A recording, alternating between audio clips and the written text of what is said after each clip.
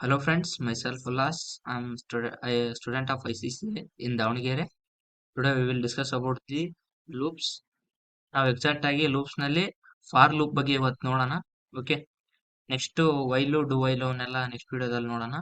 ಈ ವಿಡಿಯೋದಲ್ಲಿ ನಾವು ಬರೀ ಫಾರ್ ಲೂಪ್ ಬಗ್ಗೆ ನೋಡ್ತಿದೀವಿ. ಓಕೆ, ಫಸ್ಟ್ ನಾವು ಲೂಪ್ ಅಂದ್ರೆ ಏನು ಅಂತ ನೋಡ್ತೀವಿ. ಲೂಪ್ಸ್ ಅಂದ್ರೆ A loop is A programming structure that repeats a block of code multiple times. Loops are used to automate automate uh, repetitive repetitive takes and make you code more efficient. ಅಂದ್ರೆ ನೀವು ಯಾವ್ದಾರ code ನ repeat ಮಾಡ್ಬೇಕಾದ್ರೆ ಇಲ್ಲಿ use ಮಾಡ್ತಿರ್ತೀವಿ. Next ನಾವು for loop, exact ಆಗಿ for loop ಅಂದ್ರೆ ಏನಂತ ತಿಳ್ಕೊಳ್ಳೋಣ. A for loop is A control flow system in programming that always you to repeat a block of code specific number of times or over a square sequence of elements like a list or arrange arrange. It's commonly used when you know in advance how many times you want the loop to run. ನೀವು ಎಷ್ಟೆಲ್ಲ loop ನ run ಮಾಡ್ಬೇಕು ಅಂತ ನಿಮ್ಗೆ ಗೊತ್ತಿದ್ರೆ, specific ಆಗಿ arrange ಮಾಡ್ಕೊಂಡಿದ್ರೆ ಆವಾಗ ಯೂಸ್ ಮಾಡ್ತೀವಿ ಫಾರ್ ಲೂಪ್ ನ.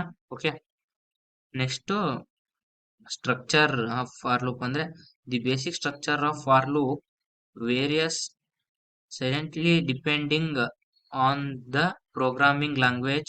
Here a generally structure in pro C in C ಅಂತ ಬರ್ಬೇಕಾಗಿತ್ತು. ಇವಾಗ ಯಾವ ತರ ಅಂದ್ರೆ ಇದು ಪ್ರೋಗ್ರಾಮಿಂಗ್ ಲ್ಯಾಂಗ್ವೇಜ್ ನಲ್ಲಿ ಇದನ್ನ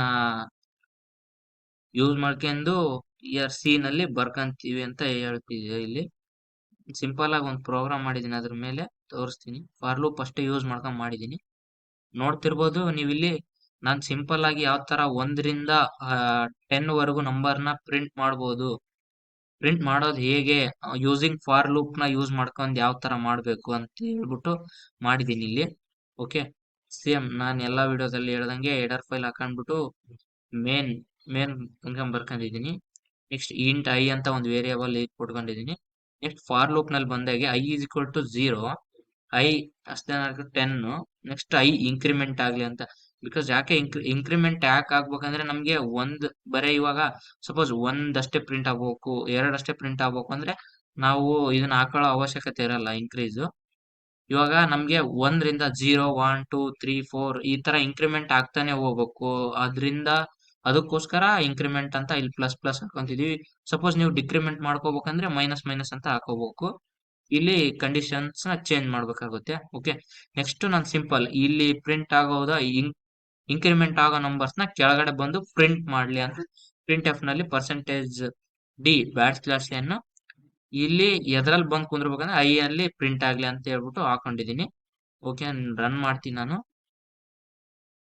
ನೋಡ್ತಿರ್ಬೋದು ನಾನ್ ಕೋಸ್ಟ್ ಕೊಟ್ಟಿರೋದ್ರಿಂದ 0 ಇಂದ ಪ್ರಿಂಟ್ ಆಗ್ತೈತೆ. ಓಕೆ, 0, 1, 2, 3, 4, 5, 6, 7, 8, 9, 10 ನೋಡ್ಬೋದು. 1 to 10 ಅಂತ ಕೊಟ್ಟಿದ್ದೆ ನಾನು. 1ರಿಂದ 10 ತನಕನೂ ನಂಬರ್ ಪ್ರಿಂಟ್ ಆಗಿದೆ. Okay okay friends, thank you for watching. ಇವತ್ತಿನ ವಿಡಿಯೋನ ಮುಗಿಸ್ತಾ ಇದ್ದೀನಿ. ನೆಕ್ಸ್ಟ್ ವಿಡಿಯೋನ ಮತ್ತೆ ಕಂಟಿನ್ಯೂ ಮಾಡಿ. ಓಕೆ.